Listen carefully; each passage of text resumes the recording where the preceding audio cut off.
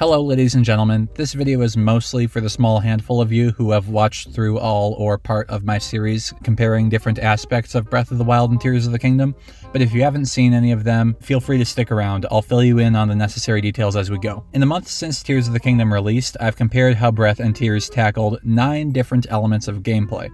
And by my reckoning, these are the results. I thought Breath of the Wild handled 5 of the elements better, Tears of the Kingdom handled 2 of the elements better, and the other 2 elements I counted as ties since they were so close. So am I saying that Breath of the Wild is the better game? Well, by this table you could say yes, but I admit that as objective as I tried to be in these analyses, I am a bit biased towards Breath of the Wild since I personally prefer that game. Also, this entire series was basically nitpicking. Overall, both games do pretty good in all of my categories and excel in most of them. Also, as the extremely small handful of you who watched the first Breath vs. Tears video know, the whole point of this series was always that these games are too complex and grand in scale to say that one is objectively better than the other. There are so many things that go into each of these games, and there are so many things that each game individually does very well, that saying one game is objectively better than the other is, at least to my mind, kind of ridiculous. So this video, perhaps a little contrary to its title, is not some kind of final showdown between Breath of the Wild and Tears of the Kingdom. This whole debate in the Zelda fandom over which game is better is kind of driving me nuts at this point, despite the fact that I've put together this whole series comparing these two games. Each game has some great strengths. Each game has a few notable weaknesses. To sum up, each game is a flawed masterpiece. In a lot of ways, the comparison of Breath and Tears reminds me more of the Oracle games than anything else, and maybe that's just because I'm currently having the pleasure of playing through the Oracle games for the first time, but I think that the relationship between these two games bears the same likeness. They are slightly different approaches to the same formula of gameplay. They're not meant to compete with each other, that's ridiculous. Sure, for some people, Breath of the Wild doesn't even seem worth playing after Tears released, and other people are exactly the opposite and are genuinely turned off by Tears of the Kingdom. If the Zelda fanbase hadn't gotten so polarized about these two games, there would be no reason to say this, because it should be obvious, but you are free to enjoy both games whether or not you have a preference between the two. So instead, I'm just going to talk about just a small handful of the reasons that you might prefer one game over the other. And as is typical for this series, we'll start with Breath of the Wild. Breath of the Wild is a masterclass when it comes to inserting the theme and mood of the story into the gameplay itself. The wondrous and beautiful, yet empty and ruined landscapes perfectly reflect the more tragic elements of this story. The story itself may be fairly simple, and a lot of people don't like it for that reason, but the storytelling is on point. Whether you're exploring or interacting with NPCs or going through the dungeons, the tone of the game is consistently permeating the experience.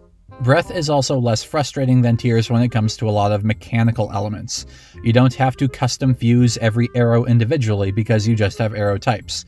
You don't have to refer to your menus as often because you're not dealing with zonai parts or the fuse mechanics. In general, the game's systems are just a lot less convoluted and time-consuming than Tears, and you spend a lot less time in Breath in the menus. Breath also has difficulty options with Master Mode.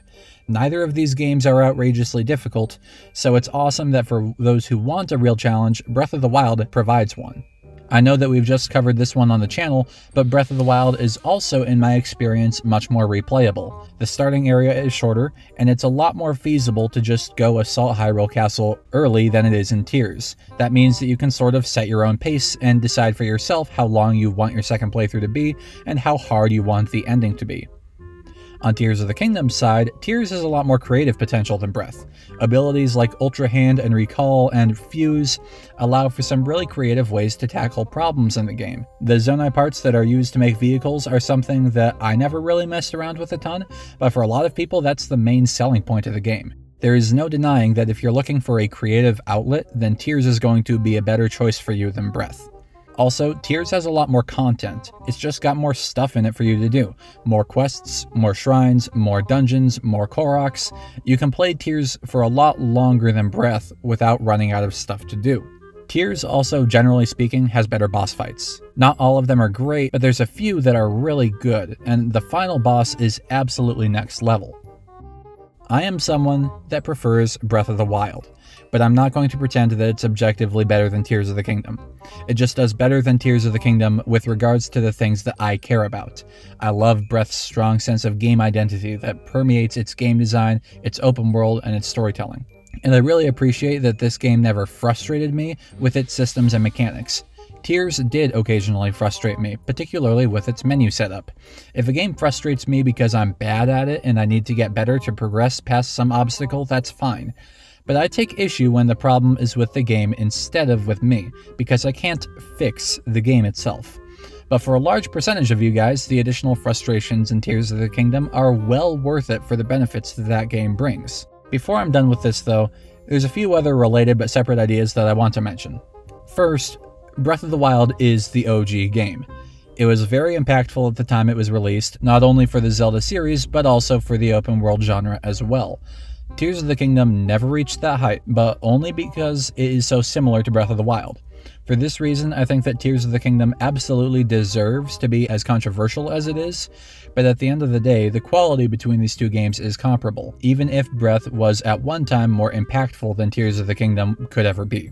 Second, this is my just general thought on Breath vs. Tears as a whole.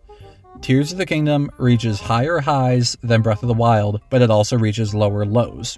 Tears does some really cool stuff that Breath can't, simply because of software limitations or decisions in the game design process.